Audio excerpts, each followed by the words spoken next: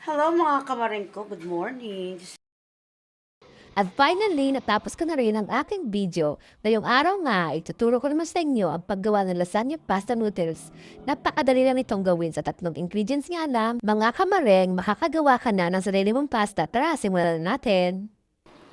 Maghanda lamang ng 2 cups ng harina at isunod ang kalahating kutsaritang asin. At haluin lamang ito hanggang sa mag-combine. Isunod ang 3 medium-sized na itlog. At halu-haluin lamang ang lahat ng sangkap bago ito ilagay sa kneading board.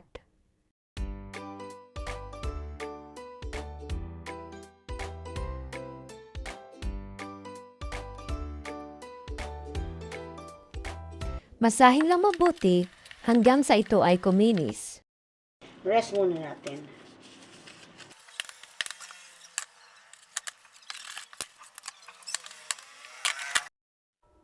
Pagkatapos ng 1 oras na pahinga sa ating dough, ay hatiin ito sa 4 na portion.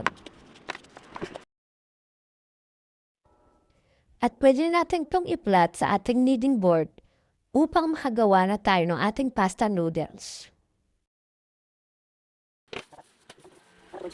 At special shoutout niya pala sa ating follower na nag-request ng recipe natin ito. Jeng DJ, ang shoutout na ito ay para sa iyo! Maraming salamat sa iyong walang sawang pagsuporta.